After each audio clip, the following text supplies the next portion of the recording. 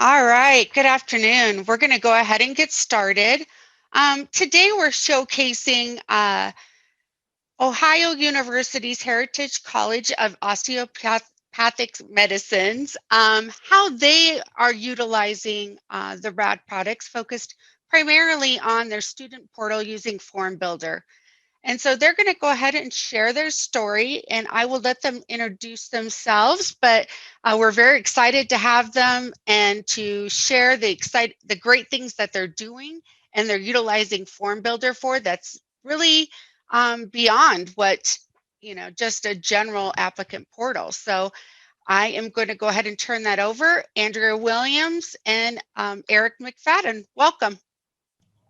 Hi, everyone. I am Andrea Williams. I am part of the IT department here at the College of Medicine. And Eric and I both primarily focus on software development and application support here in the college. Eric, do you want to introduce yourself? Eric McFadden. I'm a learning technologies analyst, and I concentrate mostly on the Salesforce end of things here at the college. All right, so we have about 20 or 30 minutes for this session, and so we're going to stay pretty high level. There's Q&A at the end, so feel free to raise some questions in the chat, and those can be answered at the end. So as part of this course today, we're going to go through some background information. We want to talk about the problem that we were trying to solve, the strategy that we used to go about solving that problem, super high level how we designed and implemented it, and then we're going to give you an actual demonstration of what our portal for the students look like. We're going to go through actually a few of the forms. So that's what we're going to plan to go through over the next period of time. So a little bit of background about our Salesforce ERX implementation. We started back in 2015, and we primarily used it to manage our admission process. We use Import Rx, and we actually built everything before FormBuilder Rx. ERX helped us do all of that. And so for the first handful of years, we focused primarily on the admission process. And then back in about 2019, we decided that we wanted to leverage more of Salesforce and ERX products by extending it into our student advising and progress management. And we wanted to have a student portal available. So that's kind of the background for why we started this project. And the problem that we were trying to solve was that after our student was accepted, we lost track of them. We have about a dozen different departments interacting with the students. Their processes were all siloed, very manual. Everyone's using a different system. We had Excel galore, some people even using Access databases, email, you name it, to gather information from and about students. And what that led to was that we were unable to systematically collaborate with our students outside of email, or even each other. It was really hard to know what was going on with a student from one department to the next. And each department actually kind of had its own version of what was going on with the student based on what their spreadsheet said. So that led to us having a really hard time monitoring student progress. And we really couldn't identify students who are at risk and mitigate them when they were at risk, or try to head it off before they became at risk. And so this was the big problem that we were trying to solve.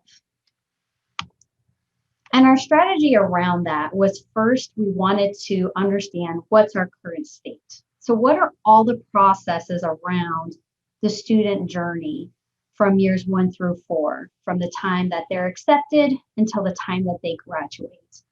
And we wanted to know all the things that were outside of curriculum, because we have an entire LMS that manages our curriculum.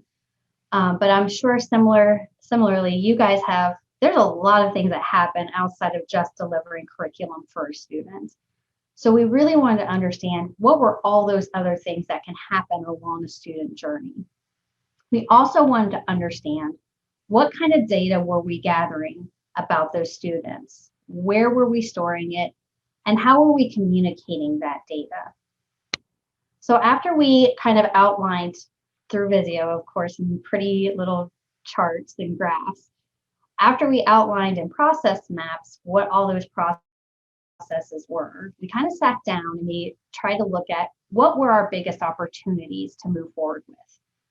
And those opportunities we focused on, what would gain the biggest efficiencies and buy-in from folks. So kind of forms and surveys are really quick, low-hanging fruit that, we looked at. Requests are really, really great way to, or is a great opportunity because it has a collaborative nature to it as well. We opted for a manual nightmare. That was actually our biggest winner, was taking the worst manual process we had and trying to put it into Salesforce and ERX. And the manual nightmare that we chose, that a lot of this started with, was our retention meetings. We had a weekly meeting of representatives from different areas of the college to talk about students that were at risk, failed certain things, went on leave of absences, you name it, anything that could put a student off cycle. And they actually had a Word document that was over 100 pages long that they used for each student. And it was just kind of a running list of what was going on. So the meetings were so completely inefficient. The information was, very delayed and siloed. So that manual nightmare was what kind of started us along this journey. We also wanted something that would generate great press. And the reason why we wanted this was because people get really comfortable with their processes. They trust it, they've done it forever. They're really apprehensive to try a new system, particularly a new system or a new process. So we really wanted something that would give us some great PR with the users that would be involved. We also wanted to identify advocates. We needed people who are motivated and willing to make this better. Somebody who is really sick and tired of the manual nightmare and that would be open and willing to use it, and who would become a cheerleader. Somebody who would say, this is a really great way to do this process. This has saved us so much time. Those were the people that we kind of brought into our little circle and asked, how can we solve your biggest problem? And that really helped kind of move the effort forward and gain buy-in. So as part of our design, on the Salesforce side of it, everything was central to the contact record. Everything just kind of between advising and progress was related to that. So you can see that we have kind of an advising arm of interactions with our students. And there's a handful of different areas that we are currently tracking. And then there's this whole progress arm of how we are tracking student progress, test scores, off-cycle, CSP meetings. So those were the two areas in which we really wanted to move forward with in this system for Student Portal. Then on the FormBuilder side of it, for the student experience, we definitely wanted to have single sign-on implemented. One less password to remember is always a bonus. So that was part of the design, that we really wanted single sign-on. We wanted a really nice and basic homepage so it was really easy for the students to navigate. We also wanted to differentiate between standard forms and prompted forms. And we're going to kind of show you this when we go through the demonstration. But standard forms are kind of those tools that are always available to a student. And prompted forms are those that only need to be visible to students at certain times for certain reasons. And again, we'll go through that kind of in the demonstration. You'll kind of see the difference between our standard versus prompted. So when we implemented this for Salesforce, you can kind of see a little bit of our back end was we created related objects linked to the contact. And as you can see here, there's there's a dozen of them.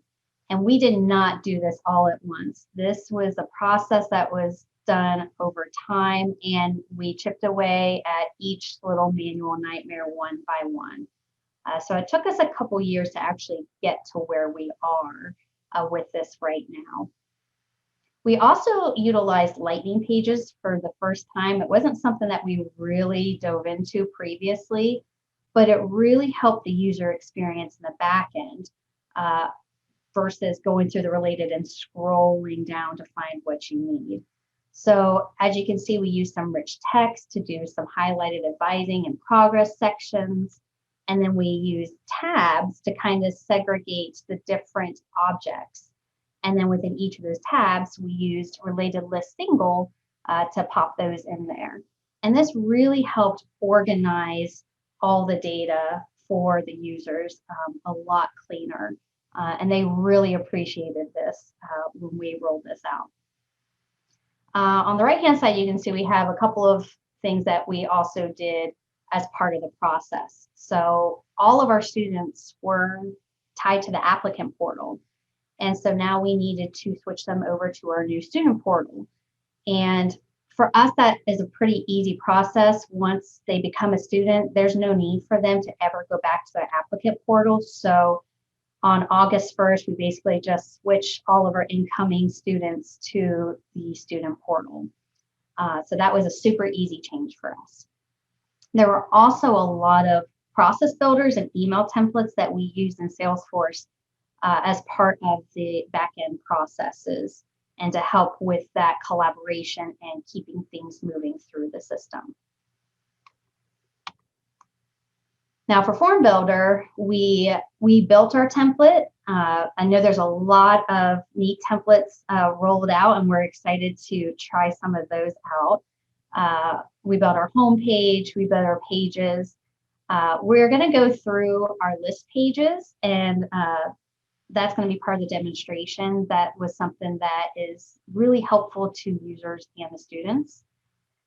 We set certain field rendering conditions.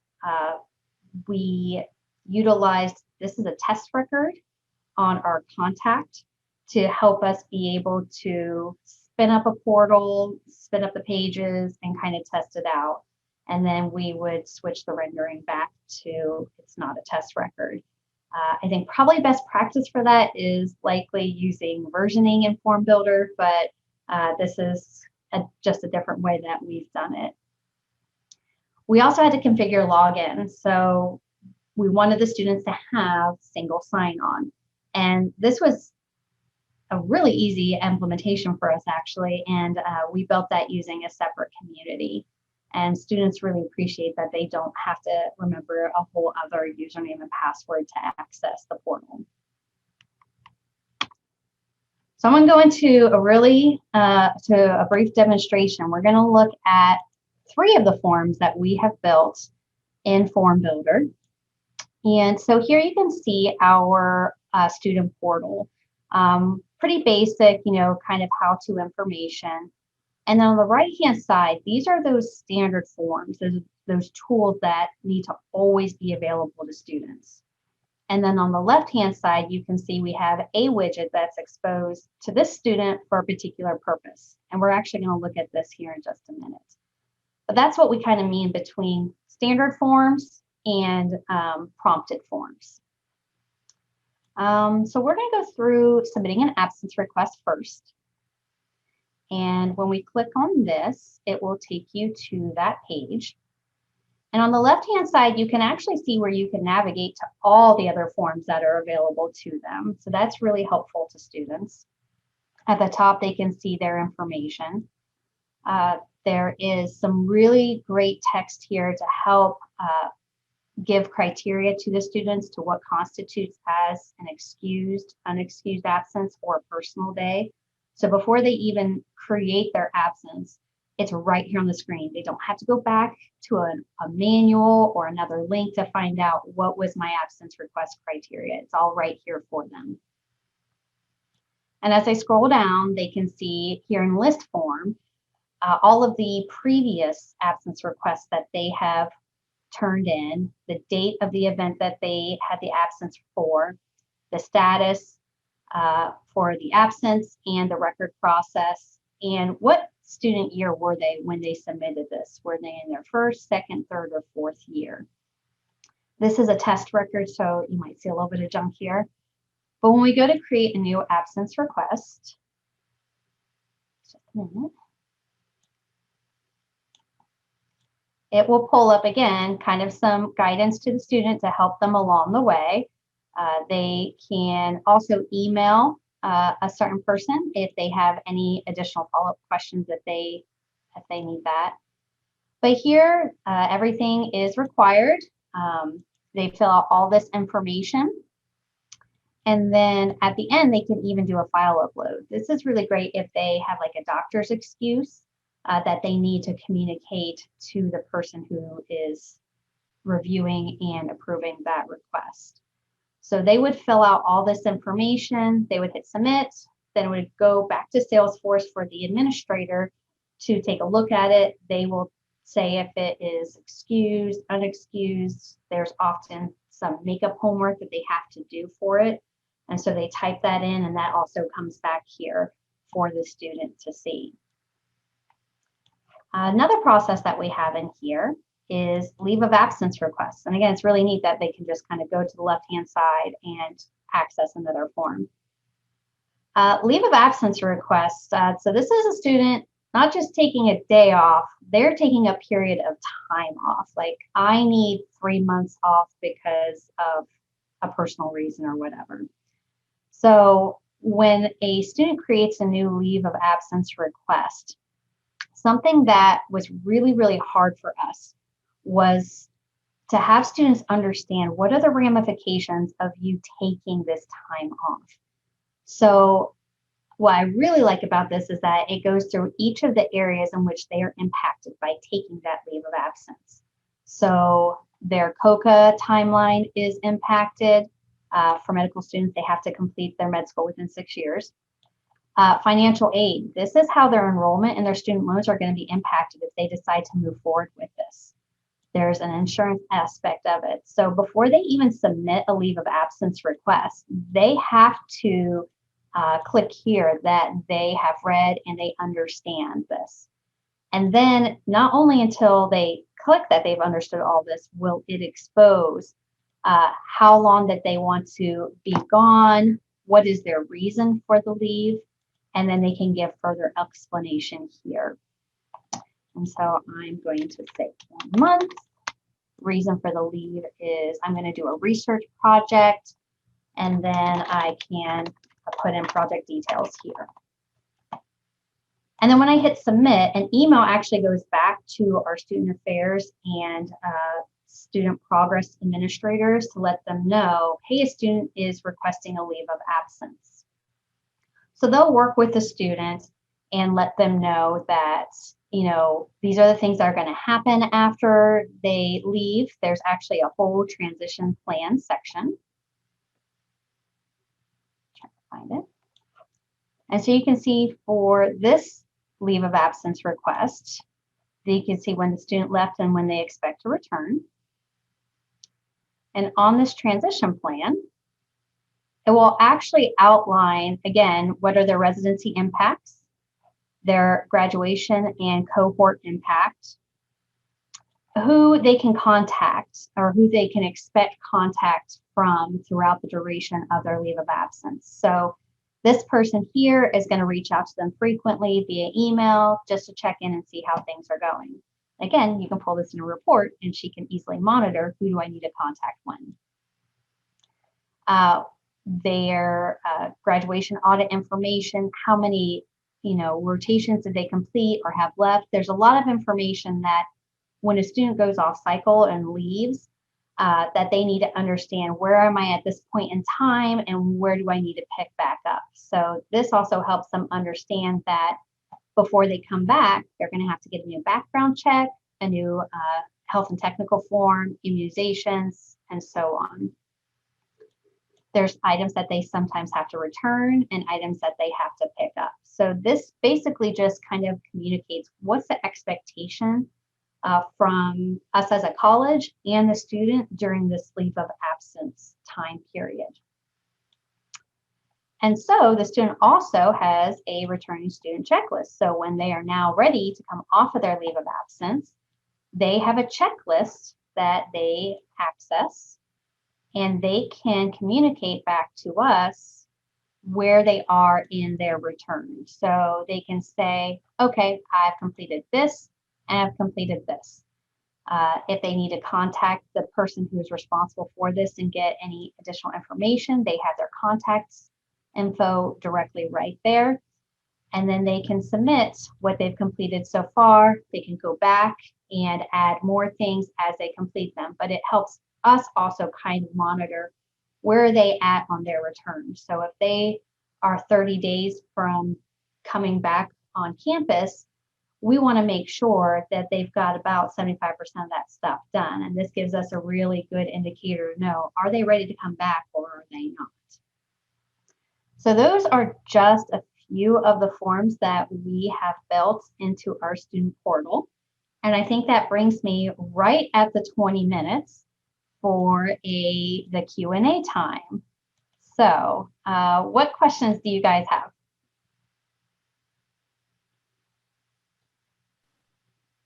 I'm looking at them right now. I want to say first, our transition plan portal page isn't fully live yet. That's why you saw paragraphs that said insert text here. Yes. It's close to going live. Kelly Smith asks, what SIS student information system, document imaging storage system do we use? And is we have PeopleSoft as our SIS. Yeah. And document storage, we use OnBase for a lot of document scanning for students. She asks is any of the information documents from the portal uploaded to it? So we are working on integration between Salesforce and PeopleSoft and PeopleSoft back to Salesforce, but we're just doing field level. We're not doing document transfer, right? Correct. No, we don't have any integration with OnBase currently. And that we're feeding from our SIS are like fields generated by our SIS, that kind of stuff. Christy Noyes, hope I said that right, asked, do we have any issues with uploaded document not being fully visible? I asked for further explanation. She says we have people upload their Arizona IDs or licenses and only half or a third of the card is visible. Other portion is a white box. Like the image didn't finish uploading. Well, no, we've not seen that at all. Yeah, we have not. The only problem we've had with uploads is that you can't upload Excel. It's because of the macros. Yeah. That's kind of been a problem for us because some of their schedules come out in an Excel format. And so sometimes they'll load that up to communicate. And let's see. Is that it? Did I overlook any? Not sure. I can't see that. Oh, okay, there we go. We have had issues when we have students upload documents to the contact record. It's hard to control which ones they see in the portal. So we try when we can to upload to different objects related to the contact, and we can control which ones show for each question, each file upload more easily. Oh, okay. Christy says they're uploading to the admissions document object. Oh. I think 4 megabyte is the Salesforce limit on size. She suggested maybe it's a size related issue, file size. But we haven't seen it. None of our users have complained about incomplete uploads, and all the tests we've done work. So I don't know what's going on.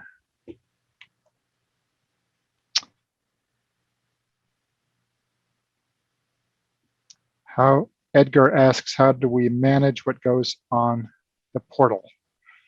Is there a formal request process from other departments? Is there a committee? Basically, how do you regulate everyone asking for something specific for their department? that is definitely a challenge. Once we rolled out one thing that was really awesome, we definitely had a lot of requests for a lot of different processes going into the system. And so we actually have monthly or quarterly meetings we try to hold with different areas of the college just to kind of see how are things going with their Salesforce experience. Do they need any training? What processes can we help improve? And we definitely get a lot of requests with Salesforce, and we have quite the backlog, I would definitely say. Yeah, we've been Good question. kind There's of not an deluged easy with way to do requests. that for sure, but governance helps with that. That is something that our college and our IT department is still kind of in progress of establishing.